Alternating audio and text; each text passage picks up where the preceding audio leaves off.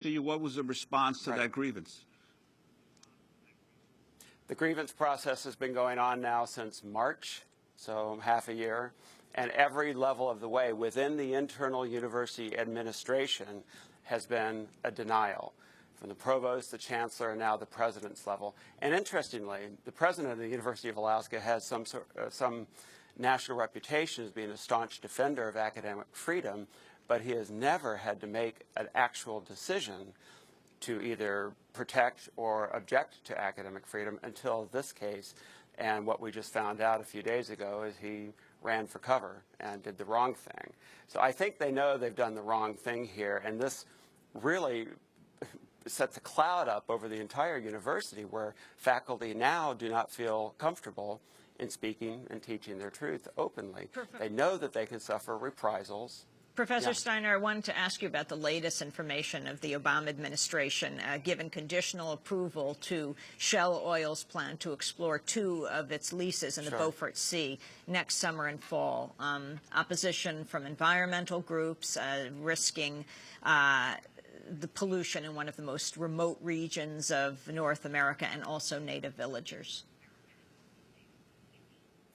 Thanks. The Obama administration, against the objections of part of the federal agencies, NOAA, went ahead and approved exploratory drilling in the Beaufort Sea, 10 to 20 miles offshore there, for the first time just a couple of days ago.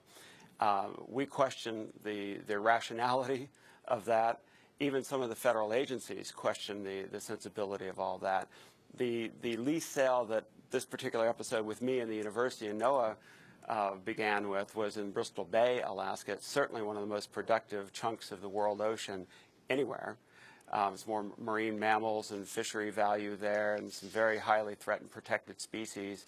And even the Minerals Management Service said you can't find a more productive and important piece of the world ocean than this very area that they are planning to do an oil and gas lease sale. And then NOAA says, NOAA was the one a year ago complaining about my criticisms of that lease sale, and now here they've come full circle just last month and said, this lease sale shouldn't go forward because it's too precious of a marine environment, it's too risky. So it took a while for them to get there, and it took a new administration. So I think they're going to pull that lease sale off the table and not do it. That's my guess and my certainly my hope. The one that you were critical of, that you held, the one that you were critical of, the one that you held a news conference against. Precisely, and that was Bristol Bay, or also called North Aleutian Basin. And I was asked by several colleagues in the environmental community to join them for a press conference. I did, and we were critical of a Shell-sponsored University of Alaska Sea Grant conference about how oil and fish can coexist in these in Bristol Bay, offshore oil and fisheries. And here now, and NOAA was critical of me at the time. We have the documentation where they did pressure the University of Alaska administrators. They said, we need to terminate his funding, his federal funding. And they did. And now here, a year later, they have come up with an official comment and position on the Bristol Bay lease sale and saying it's too risky, it's too precious of an environment, it shouldn't go forward.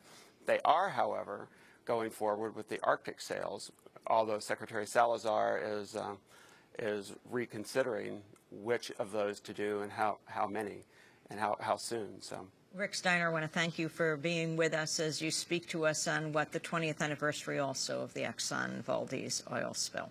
Rick Steiner, Marine Conservation Specialist Professor at the University of Alaska Anchorage, recently lost his federal grant funding, and his office is being moved to place him under closer university supervision, speaking to us from Anchorage, Alaska. This is Democracy Now! When we come back, we're going to stay on the environment. We'll talk about toxic waters throughout the United States. Stay with us.